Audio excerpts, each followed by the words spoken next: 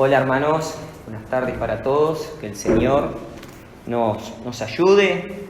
Le damos gracias a Dios porque nos juntamos, nos congregamos y estamos firmes en la verdadera doctrina, la que trajo el Señor Jesucristo del cielo, y estamos firmes con este trabajo de unidad, de hermandad, de fraternidad que tenemos que hacer. El Señor pronto viene y nos tiene que hallar unidos. Ese es el mandamiento, hallar unidos, no divididos como estamos. El mundo cree en Dios, pero está dividido por hombres que predican a su manera y se nombran a su manera, no como dice la Escritura, sino como lo entienden ellos particularmente.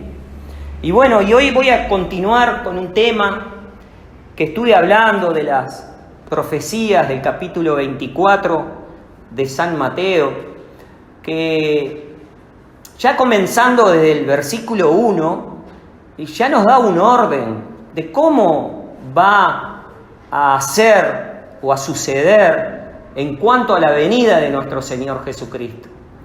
Y estuve hablando, para hacer un repaso, en la otra prédica que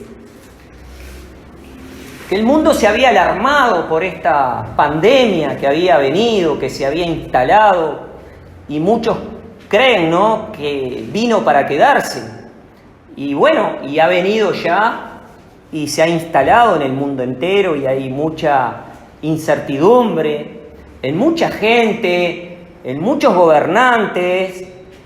Esto sacudió al mundo, pero esto estaba escrito ya por el Señor Jesucristo, o sea, dicho por Él. Pero no solamente la pandemia, sino que antes de las pestes que tenían que venir, iban a venir los falsos, que harían mercadería de la gente, iban a venir engañadores, iban a hacerse pasar por pastores, iban a engañar a muchos.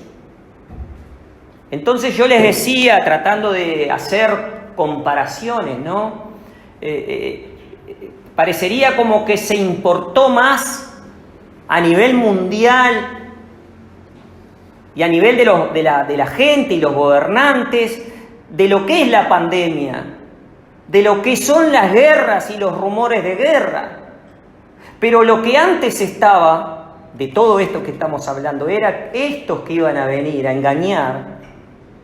No se han preocupado, no los han dejado avanzar a lo largo del tiempo. Y los han dejado avanzar de tal manera que en todo el globo terráqueo están por todo el mundo grandes religiones que enseñan a idolatrar a las imágenes. Las han instalado en todos los continentes. Las han instalado por todo el mundo, buscaron los lugares más altos para hacerlo y lo hicieron. Sean catedrales, sean iglesias, sean imágenes. Han buscado el punto para ubicarlos. Y esto el Señor ya en el capítulo 24 ya les decía a sus discípulos lo que iba a pasar. Pero antes que viniera la pandemia, antes que viniera la guerra y los rumores de guerra, iban a venir ellos. Y ninguno se importó hasta el día de hoy de echar mano, de defender las cosas de Dios. Si Dios dice que a Él nadie lo vio, si Él mismo dice que Él no quiere que el hombre le haga una imagen y el hombre la hace, ¿por qué no se paró eso desde un principio? Es porque pienso, ¿no?, que la gente se confía en el predicador, confía en lo que le dice. El hombre que dice que cree en Dios ya por naturaleza confía en quien le habla de Dios. Confía. Y además tiene una vida que me incluyo también, y ustedes lo saben, trabajamos toda la semana. El día que la gente va a escuchar la palabra de Dios, de repente es una vez a la semana, tal vez dos, y confía en quien le predica. Y no ve otra cosa más allá de su congregación. No ve, no puede ver, porque está convencido de quien le está dando la palabra. Entonces esto ha venido creciendo a lo largo de los años, a lo largo del tiempo, y hoy vemos instalados por todos lados. Es como un imperio, es como una dinastía. Estas grandes organizaciones que están en todo el mundo. Y la gente ignorando, por supuesto,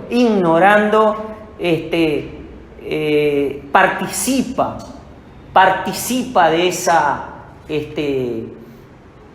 enseñanza que le han dado, como ir a pedirle a una virgen, como ir a hincar sus rodillas a un santo, como creer en un hombre que cree ser santo,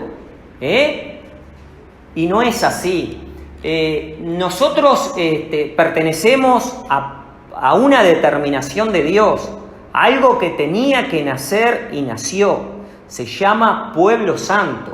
Es una determinación de Dios y por eso nosotros defendemos lo que es la sana doctrina. Estamos a favor del evangelio verdadero, sin mistura, sin poner nada de nosotros, sino lo que está escrito. Y como mucha gente nos escucha por internet, porque estas prédicas se graban y se ponen en la nube o en internet, la gente tiene acceso a escuchar una palabra de amor y de verdad que está determinada ya por el mismo Señor Jesucristo. Entonces voy a continuar con el tema, el capítulo 24 de San Mateo. Después de haber más o menos hecho una introducción de dónde nos habíamos quedado, más o menos, de todas estas cosas ya las habíamos hablado, pero vamos a ir del 24 y repasamos desde el versículo 10.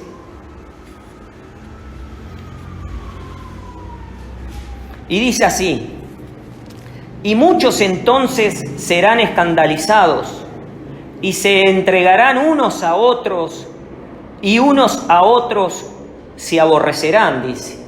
Esto pasó cuando en el tiempo del Señor Jesucristo se perseguía a la iglesia, se perseguía a los discípulos, a los que predicaban el evangelio verdadero del Señor Jesucristo. Los perseguían, los ponían en cárceles, unos morían apedreados como Esteban, otros eran encarcelados como Pedro, otros eran perseguidos como el apóstol Pablo, que llegó a Roma siendo prisionero.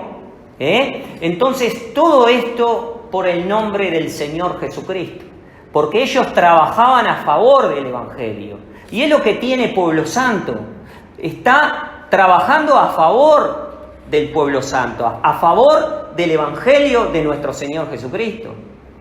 Defender los principios que pertenecen a la justicia que es de Dios. La justicia que dice que amemos a Dios por sobre todas las cosas y a nuestro prójimo como a nosotros mismos. Y eso hoy no lo vemos. ¿Y por qué no lo vemos? Justamente por lo que venimos hablando. Por lo que venimos hablando.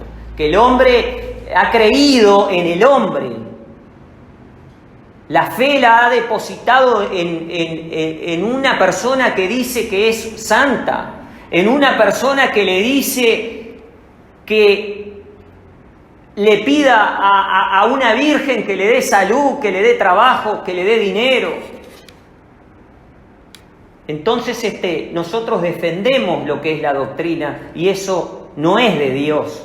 no es de Dios. Entonces, dice, repito el 10, y muchos entonces serán escandalizados y se entregarán unos a otros y unos a otros se aborrecerán. Dice, y muchos falsos profetas se levantarán y engañarán a muchos.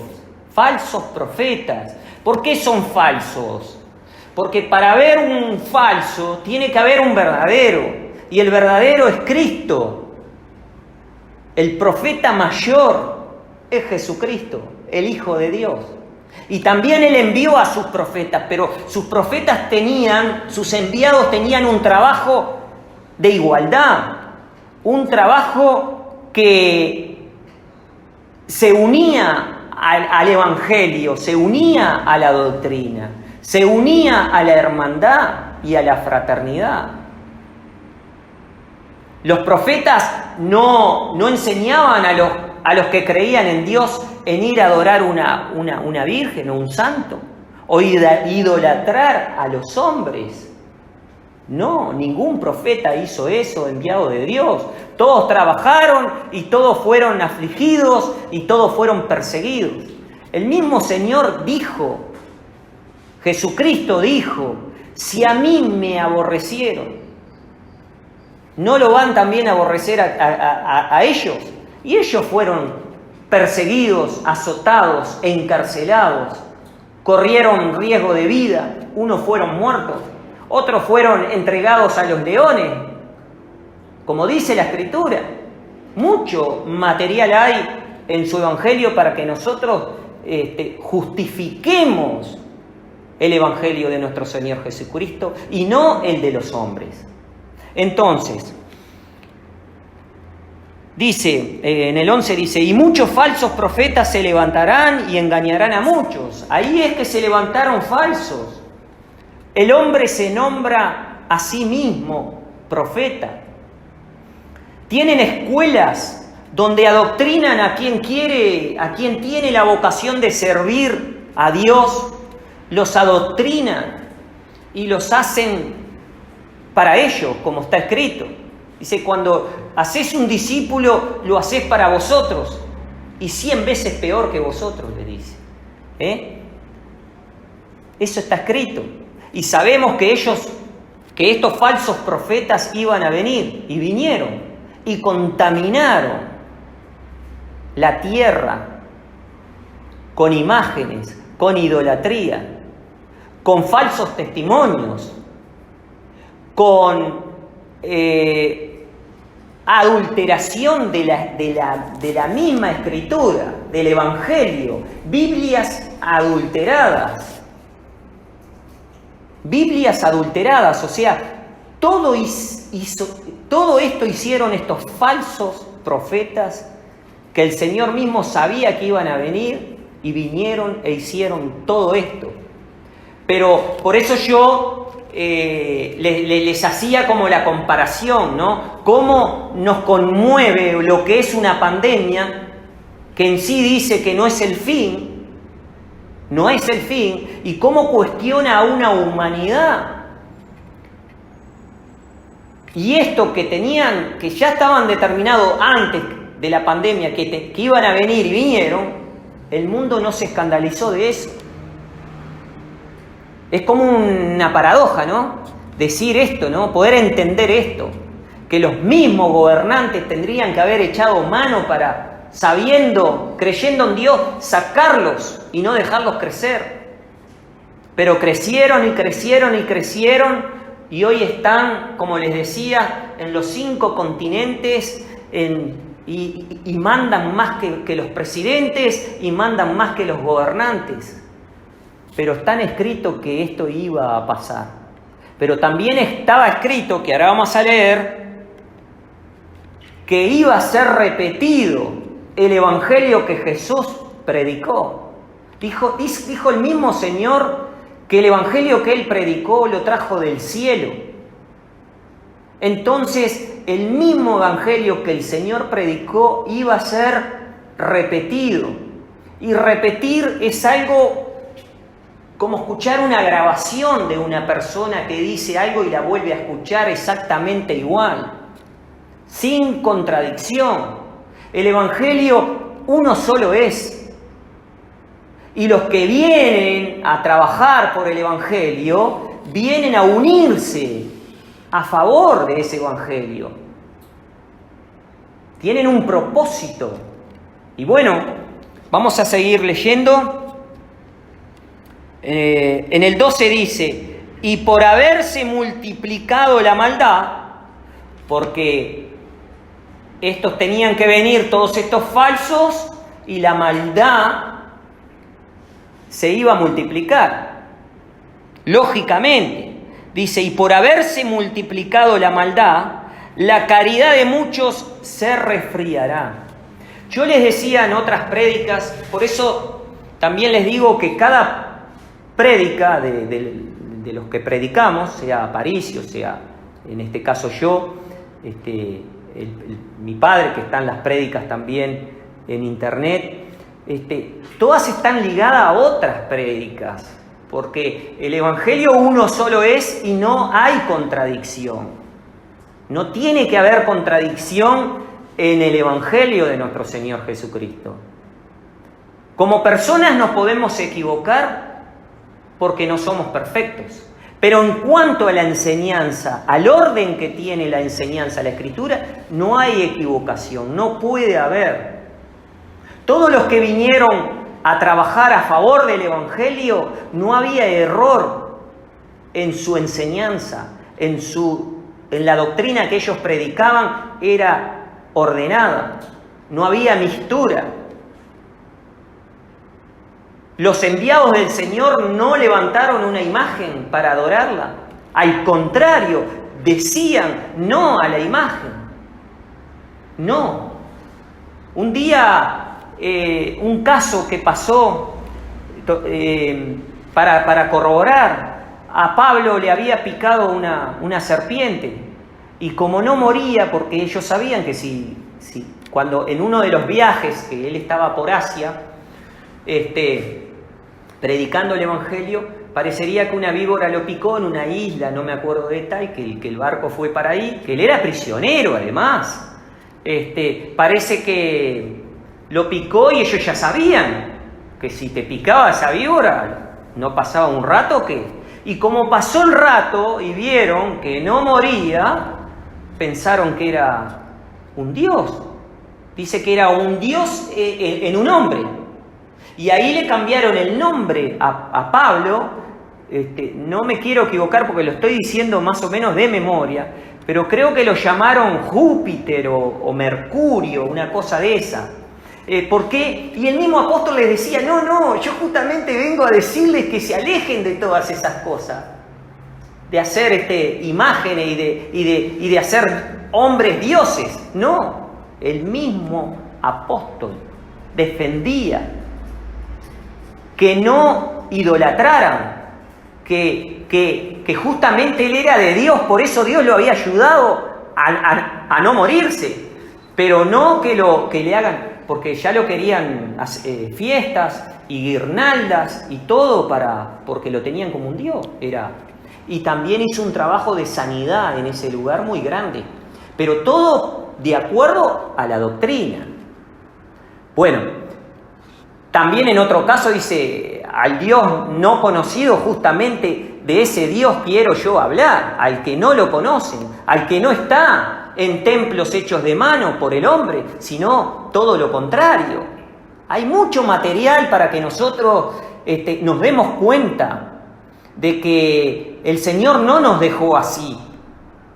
No nos dejó así. Y que entramos en todas estas determinaciones que estamos leyendo en el capítulo 24, que unas ya se cumplieron y otras se están por cumplir y otras se cumplirán más adelante. Entonces, el 12 dice, y por haberse multiplicado la maldad, la caridad de muchos se resfriará. La caridad de muchos. Les decía que en otras prédicas nosotros sabemos que la caridad es Dios. La caridad es Dios. Dios mismo es la caridad. La gente esto no lo tiene así como que Dios sabe que Dios es caridad, pero también sabe como que Dios es amor. Pero el amor es una cosa y la caridad es otra cosa. Entonces, como también me debo detener un poco en hacer esta salvedad, porque en la Biblia moderna, la de 1960, le sacaron la palabra caridad y le pusieron la palabra amor. En el Nuevo Testamento, lo voy a decir más o menos en memoria, pero creo que es a los Corintios, que le pusieron que Dios es amor porque todo lo puede, porque todo lo sufre, porque todo lo soporta, porque todo lo tolera, porque el amor nunca deja de ser. Y eso nosotros hemos tenido una prédica donde derribamos esos mitos que hay, esas enseñanzas terrenas que hay, y acudimos a la Biblia verdadera, que es de 1909 para atrás, que dice en ese mismo texto que la caridad, habla de la caridad, no del amor. La caridad todo lo puede, todo lo sufre, todo lo soporta, todo lo tolera. La caridad nunca deja de ser. ¿Y quién es el que nunca deja de ser si no es Dios? El amor lo podemos compartir entre mi esposa, nuestros hijos, pero nosotros pasamos. Y el mundo pasa, los hombres pasan. Pero la caridad nunca deja de ser. La caridad es Dios. Entonces acá dice, en el 12 dice, y por haberse multiplicado la maldad, porque la maldad fue creciendo y creciendo, dice, la caridad de muchos que creían en Dios se resfriaron. Eso es como dice así la Escritura, un tiempo. Como ustedes pónganse a pensar cuando nosotros le vamos a hablar a Dios de una persona de Dios, no está como que cree pero a su manera, cree a su manera. Está como dudosa esa fe que tendría que tener de un Dios verdadero, de una doctrina verdadera. Se resfrió ese Dios que tienen adentro, está como limitado, está como engripado, está resfriado, está quedado. Porque sé que la caridad es Dios, me lo confirma la Escritura y su Evangelio. Entonces dice que porque se multiplicó la maldad, la caridad de mucha gente que realmente creía en Dios se resfrió. No quiere decir que se perdió. Se resfrió, se quedó, ya no deposita esa fe que tendría que depositar en el predicador. Eso pasa después de que vinieran los falsos, después que vinieran las pestes, los terremotos, los rumores de guerra, la guerra, todo eso, los falsos profetas, todo eso ha hecho que la gente diga, ¿saben qué? No, ya, de Dios ya no. Creo sí, pero no sé. Soy católico, soy pentecostal, soy evangelista, soy de la Umbanda, soy de la Mayá, soy de la metodista. De todos son, hasta de lo extraterrestre. Se ha perdido lo que es la fe en la doctrina. Se resfrió. La caridad que es Dios, que ellos creen, se quedó. Se quedó. Entonces dice, es un tiempo, esto todo es por tiempos. Y nosotros no estamos ajenos a esto porque nosotros conocemos mucha gente que dice que cree en Dios, pero está como quedada. No tienen eso que tendría que tener el creyente sabiendo que el alma tiene la promesa verdadera. Entonces dice que y por haberse multiplicado la maldad, la caridad de muchos se resfriará. Ya no confían tanto en las iglesias. Ya no confían tanto en los falsos profetas que vinieron e hicieron un estrago muy grande. Se resfrió. La caridad se resfrió. La caridad sabemos que es Dios. Y lo sé que mucha gente dice que cree en Dios, pero no se sujeta a la doctrina que es la única que le promete la salvación de su alma. Entonces, En el 18 dice, mas el que perseverase hasta el fin, este será salvo. Perseverar es perseverar en la fe, pero primeramente, ordenadamente, tenemos que partir de un punto. El Señor dejó a sus discípulos, les enseñó lo que era la doctrina del cielo y ellos la aplicaron. Ellos son nuestros fundamentos. Pero ¿qué les dijo el Señor a sus discípulos en aquel tiempo? Que fuesen y adoctrinasen, primeramente adoctrinar a toda criatura y luego bautizarse, ¿no? Y el que creyere, dice, y fuere bautizado, este será salvo. O sea que primero enseñar doctrina, la doctrina verdadera. Después la misma doctrina nos lleva a un verdadero bautismo. Y después la promesa directa de Dios para nuestra alma. Entonces, dice, mas el que perseverare hasta el fin, este será salvo. Perseverar en la doctrina, en la enseñanza. Perseverar. Dice en el 14, y será predicado este evangelio del reino. Del reino porque, como les decía anteriormente, el Señor lo trajo del cielo. El evangelio este que Jesús predicó, Él mismo dice que lo trajo en el cielo, y con este mismo evangelio que Él trajo del cielo, venció en el cielo. Venció.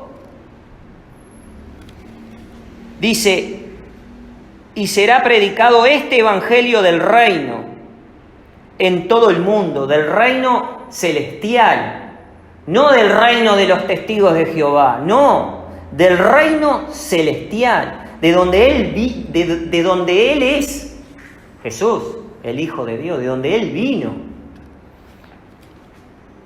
Dice, por testimonio a todos los gentiles, y entonces vendrá el fin. Por testimonio, ¿quién puede dar testimonio donde han pasado 2000 años ya? Si no es por el Espíritu Santo que Él dejó.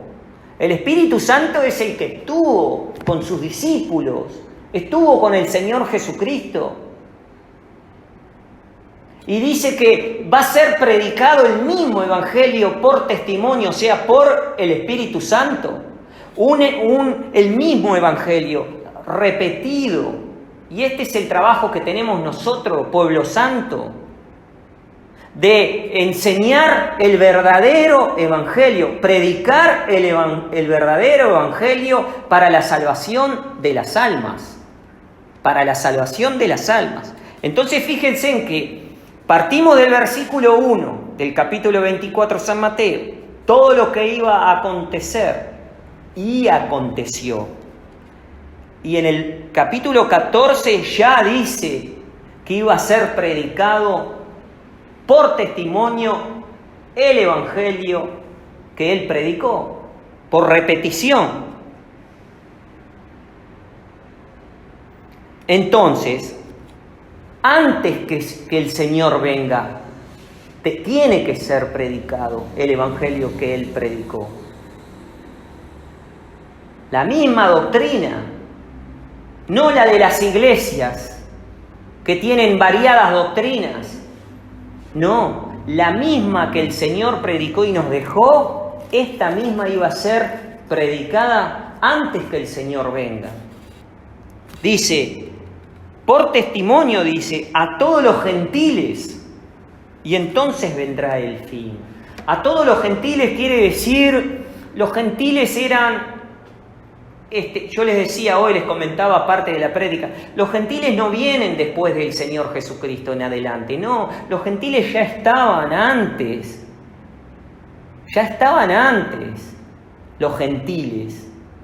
Lo que pasa es que Dios había escogido a los hebreos, escogió a Abraham, y por Abraham viene toda la ascendencia hebrea, ¿no? O judía, pero también le dio órdenes a estos judíos Le dio órdenes a Abraham y a todos que cuando se acercara algún extranjero, o sea, el extranjero era el que no era hebreo, le llamaban extranjero, un gentil, que no lo desprecien, dice, sino que si quiere habitar con ustedes, que lo haga, recíbanlo como a un hermano. Lo único que tenía que cumplir era lo que Dios quería que ellos hicieran. Si al hebreo le había puesto mandamientos, bueno, el gentil también tenía que cumplir esos mandamientos. Si el gentil cumplía con ese mandamiento, era como un hebreo más, porque tenía pena de Dios y no lo hacían. Entonces ellos, la enseñanza era que por eso el Señor nos amó ya desde antes. Y los gentiles no solamente le dio a Abraham, sino también a Moisés. El mismo mandamiento. Porque si bien Moisés tenía, eran las 12 tribus de Israel, ¿tá? De Abraham. Eran las 12 tribus de Israel. Que viene Abraham, Isaac y Jacob las 12 tribus. Bueno, también le dio mandamiento a ellos sobre el extranjero. El extranjero era el peregrino, era el que no era hebreo. Bueno, entonces dice que iba a ser predicado a todos los gentiles. O sea, no de esta parte para acá, sino de todo el mundo. De todo el mundo. Porque los gentiles hoy somos nosotros, pero también están en el viejo continente. Están hasta el día de hoy. Bueno, dice, y entonces vendrá el fin. Después que pase todo esto, después que sea predicado el evangelio del reino en todo el mundo por testimonio a todos los gentiles, y entonces vendrá el fin, dice. ¿El fin cuál es? El fin es la venida del Señor Jesucristo. Para nosotros los gentiles. Es la promesa. Ahora dice un poco más, porque las profecías del capítulo 24 siguen, no terminan acá en el versículo 14, sino que dice, por tanto, cuando viereis la abominación del asolamiento que fue dicha por Daniel profeta, que estará en el lugar santo, el que lee, entienda. Porque también para este tiempo, antes que el Señor venga, también dice que íbamos a ver la abominación espantosa y el asolamiento que le fue dicho a un profeta, que es Daniel. Que vamos a ir ahora. Para poder entender esto, tenemos que ir a Daniel para ver de qué se trata. Porque el mismo Señor dice, antes que Él venga, dice que iba a ser predicado, pero que también iba a haber una abominación. Pero ¿qué es una abominación? Es algo abominable para el Dios. Algo abominable para Dios. Y un asolamiento, dice. Entonces, esto, yo les decía hoy también que estas son las profecías del capítulo 24 de San Mateo que corresponde para los gentiles, pero que también lo comprueban los profetas que vinieron en el mismo orden a defender el evangelio, a trabajar en lo mismo. Entonces, fíjense en que acá Dios no puede mentir. No es algo que esté escrito en el capítulo 24 así al azar. Viene ordenado cronológicamente por el mismo Dios a quien nosotros creemos.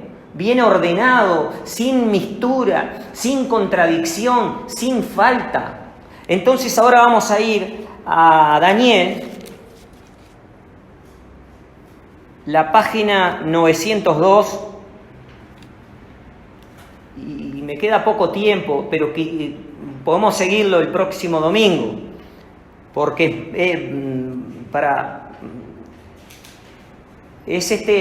siempre el Antiguo Testamento es más engorroso, ¿no? De poder entenderlo, pero que Dios nos ayude a poder entender lo que nos está tocando vivir a nosotros, pero que ya era la determinación de Dios.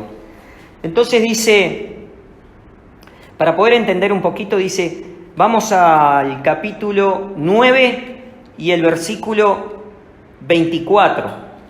Pero antes tengo que decirles, si ustedes leen arriba, dice las 70 semanas.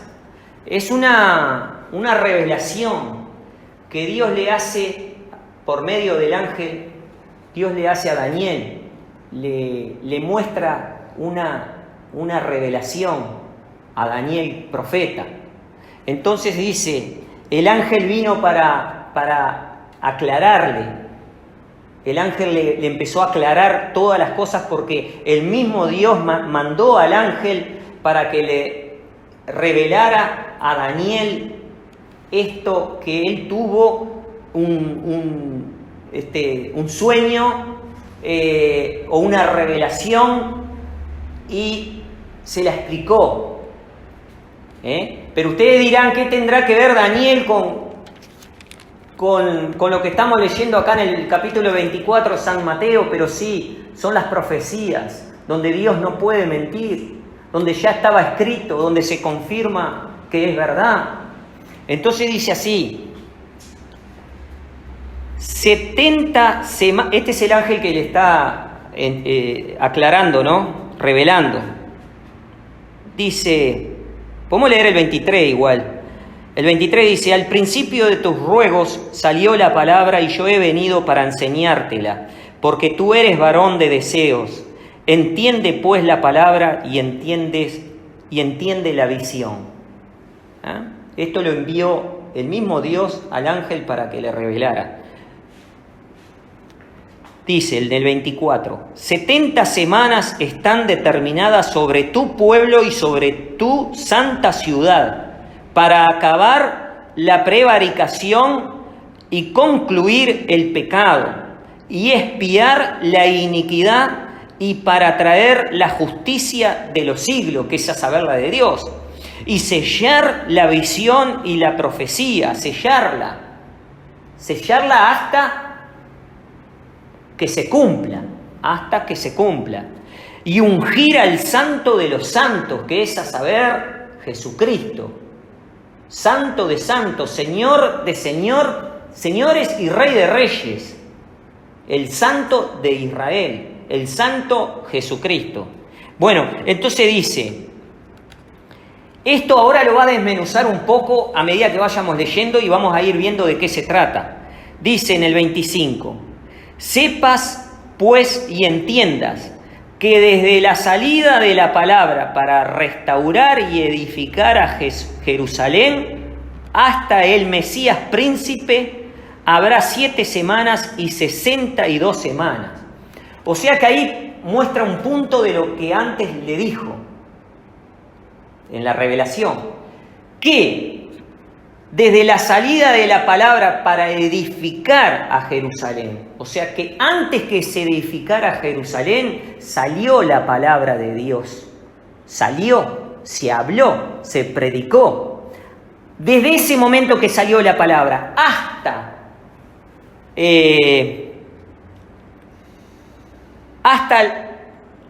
la restauración, que acá habla de restaurar y edificar a Jerusalén.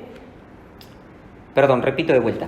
Sepas pues y entiendas que desde la salida de la palabra para restaurar y edificar a Jerusalén, tuvo que haber una palabra firme que tenía que acontecer, que la Jerusalén iba a ser reedificada, restaurada. Desde ese momento hasta ese momento y hasta el Mesías príncipe, dice, habrá 7 semanas y 62 semanas. No lo podemos entender, pero son tiempos de Dios. En cuanto a la semana no la podemos entender, pero vemos que es por tiempos. Es como lo que veníamos desmenuzando en el capítulo 24, que el mismo Señor le dice a su discípulo ordenadamente, parecería cronológicamente, todo lo que iba a pasar, pero que no era el fin. Y que tenía que ser predicado el Evangelio por testimonio a todos los gentiles antes que sea el fin. O sea que Todo está ordenado. Y esto que estamos leyendo acá también está ordenado en semanas de Dios. Entonces dice, ya habla del Mesías príncipe. El Mesías príncipe es Jesucristo. Para nosotros Jesucristo, pero para los hebreos era el Mesías que tenía que venir. Entonces dice,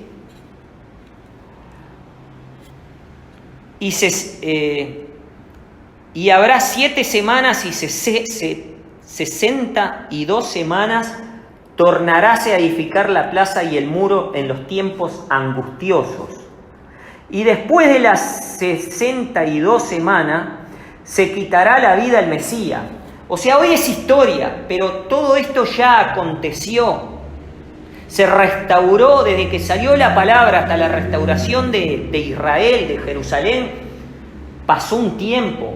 Desde ese tiempo hasta la muerte del Mesías pasó otras semanas, de acuerdo a la revelación, ¿no? Entonces dice, y después dice, todo esto se estaba, como leímos el capítulo 24 ordenadamente, esto se tenía que dar también ordenadamente, porque antes de la muerte del Mesías, Jerusalén ya tenía que estar restablecida. Ya tenía que estar, como dice acá, sepas pues y entiendas que desde la salida de la palabra para restaurar y edificar a Jerusalén hasta el Mesías príncipe, habrá 7 semanas.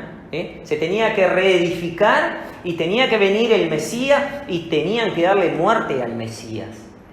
Y ahí era un tiempo. Después dice, tornaráse a edificar la plaza y el muro en tiempos angustiosos, dice. Y después de las 62 semanas se quitará la vida al Mesías, a Jesús. Se quitará la vida al Mesías. Y no por sí, dice, porque él por sí no, porque a él lo mataron. O sea que es todo de acuerdo a la determinación de Dios, todo esto que se está dando, ¿no? Ordenadamente.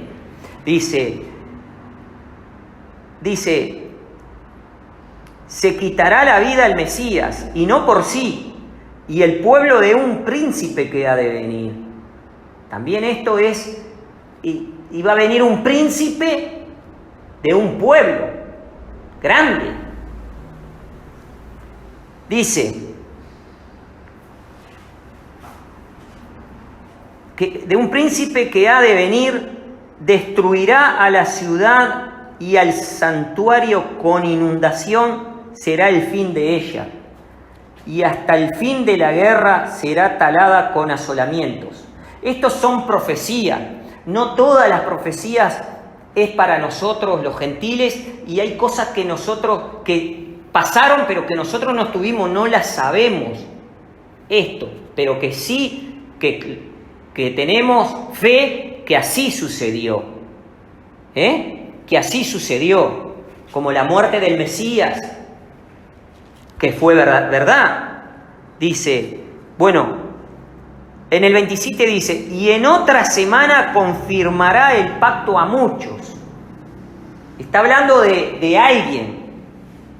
Primero dice que el Mesías le iban a dar muerte, pero que también en la semana que continuara, a partir de esa muerte, el pacto iba a ser para muchos. ¿Y cuál fue el pacto que nos dio el Mesías, el Señor Jesucristo? Es que Él mismo muere, y al morir vence la muerte, vence al diablo que tenía el imperio de la muerte, lo vence, y por el Padre, ¿no? El Padre del Señor lo resucita, y el pacto de esa resurrección es para muchos, o sea, es para nosotros, para todos los que creemos en el Señor. Tenemos el pacto de la promesa para nuestra alma. Ese es el pacto para muchos. Es de su boca salió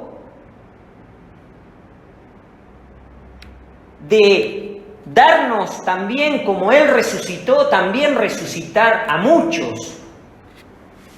Y fíjense en dónde estamos, Daniel profeta, y lo que el ángel le empieza a revelar a Daniel. Y también está en San Mateo, dicho por el mismo Señor Jesucristo, que después vamos a redondear el tema. Hoy no me va a dar el tiempo, pero más o menos no quiero dejarlo esto sin avanzar un poco para entender de quién se está hablando. Entonces acá dice, en el 27, y en otra semana confirmará el pacto a muchos, o sea, con su muerte confirma lo que él antes ya había dicho, que el Mesías tenía que venir, que el Mesías tenía que morir, que tenían que creer en él, que con su muerte, dice, quitó el pecado del mundo. Quitar el pecado es quitar la muerte.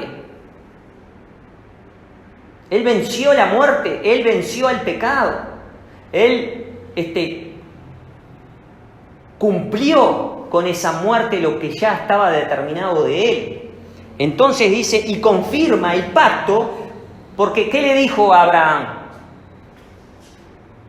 Abraham le dijo que entra en este pacto, que iban a ser los hijos de él para perpetua eternidad.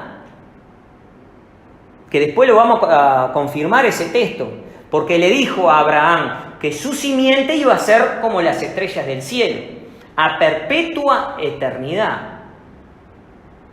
Y la promesa para nuestra alma no es para un tiempo, sino para perpetua eternidad.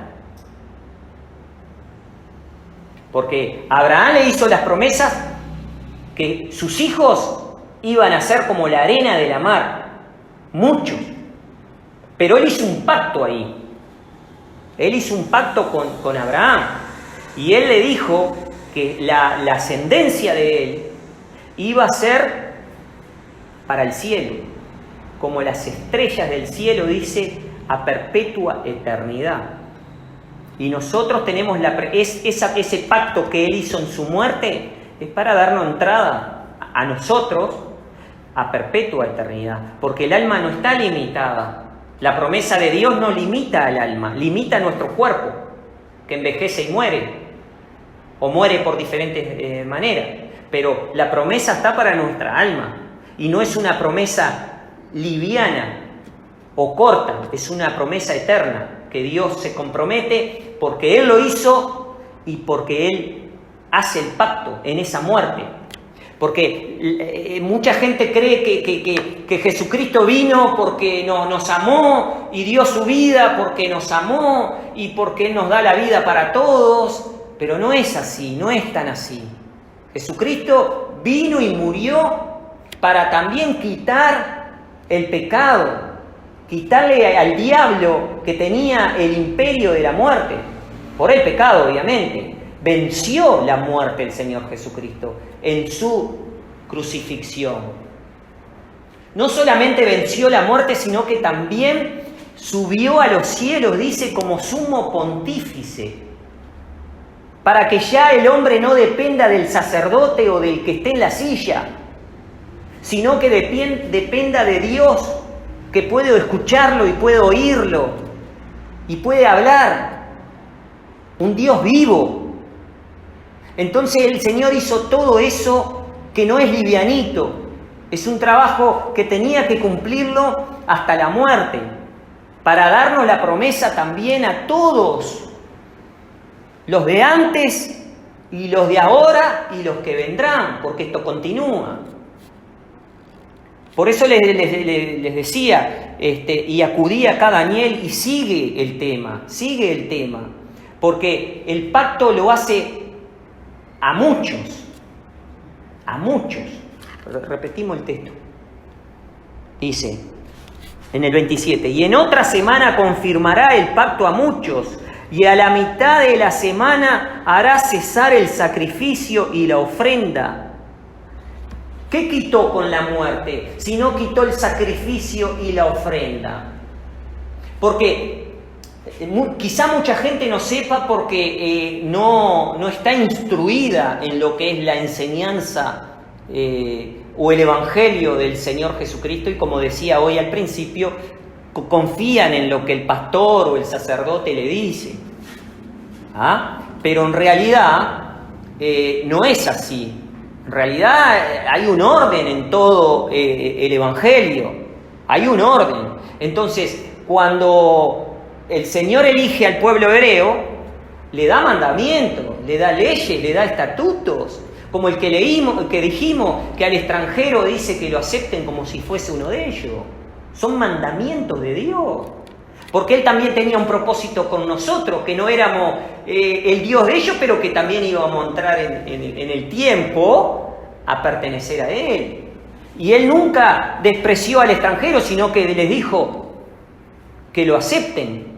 Entonces ellos tenían que llevar un animal para sacrificar el animal y por la sangre limpiar el pecado de la persona o el pecado del pueblo, como era el trabajo de los levíticos. ¿No es así? Primero con Moisés y Aarón y después siguió todos los levíticos, de un hijo de Jacob, una tribu. Entonces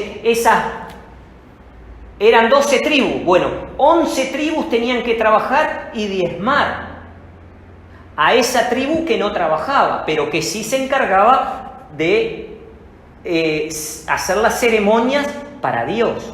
O sea, todas las demás dependían, porque Dios lo había ordenado así. Entonces, los 11 hermanos estos trabajaban para diezmar a esta tribu que no generaba dinero trabajando, pero sí tenían que mantenerse.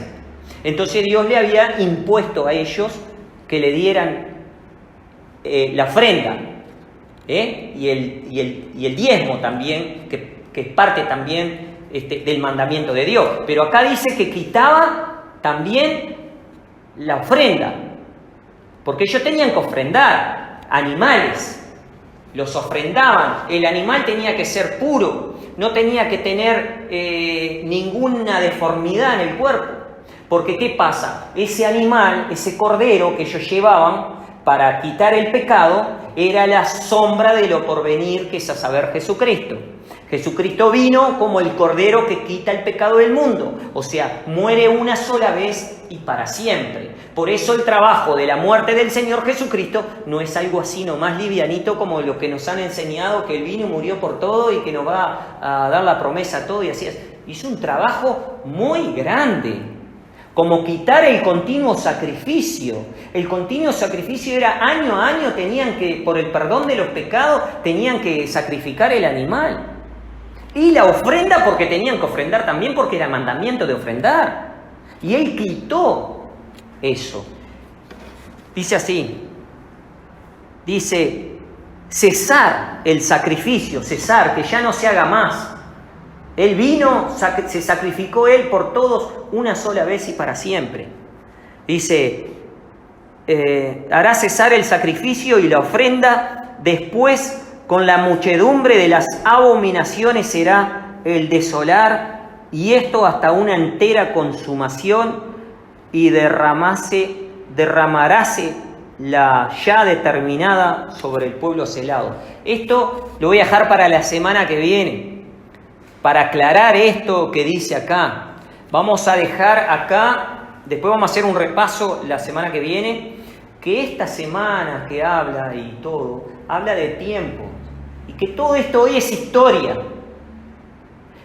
Se trata del Mesías, se trata de los mandamientos que Dios había puesto a ellos, se trata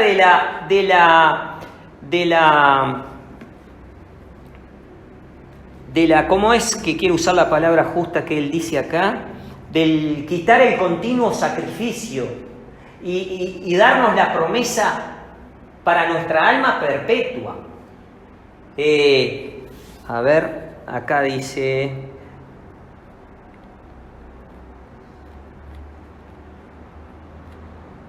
bueno, ahora no lo encuentro, pero lo hemos leído, que Él hizo un pacto a muchos, el pacto de Él es, Él dio su vida para que nuestra alma tenga la promesa. Hizo un pacto para todos. Porque ¿qué pasa? Si Él no moría, no podíamos tener ninguna herencia. Porque para haber herencia, tiene que haber muerte. Porque si no hay muerte de la persona, ¿qué herencia puede haber? Si la persona está viva, no hay herencia.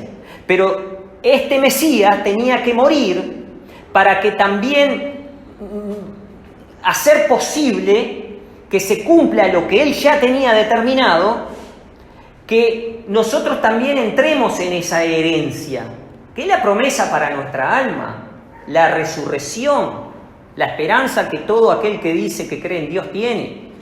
Esa es la herencia, ese es el pacto que Él hizo para con nosotros, porque Él nos amó primero a nosotros.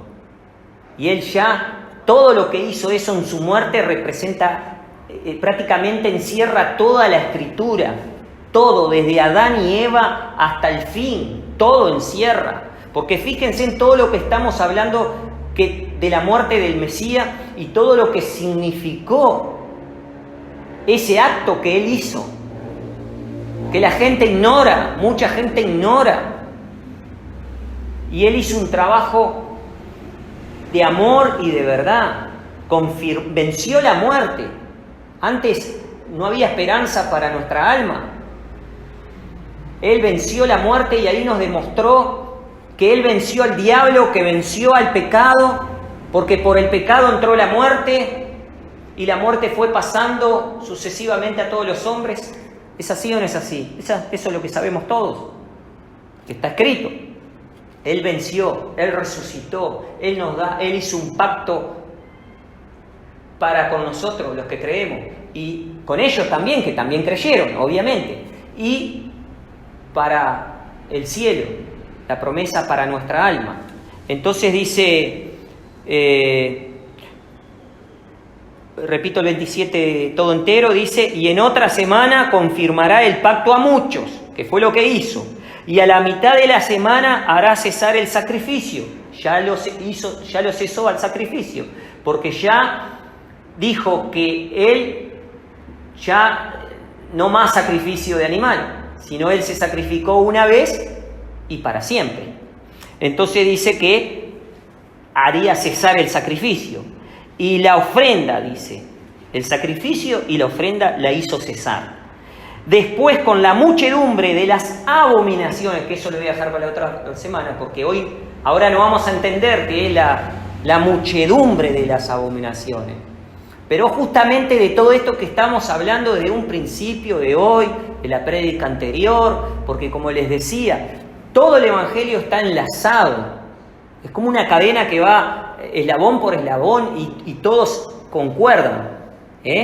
Entonces que Dios nos ayude para la próxima semana poder aclarar esto del continuo sacrificio, la abominación espantosa, ¿por qué vinimos acá? Porque lo dice el mismo Señor Jesucristo en San Mateo, en el capítulo 24, que habla de la abominación espantosa dicha por Daniel profeta, revelada a Daniel profeta. Entonces vamos a ir, si Dios nos permite, el próximo domingo a aclarar esto para poder entender y que nos cierre, que no nos quedemos con algo así medio no concreto, no, sino el tema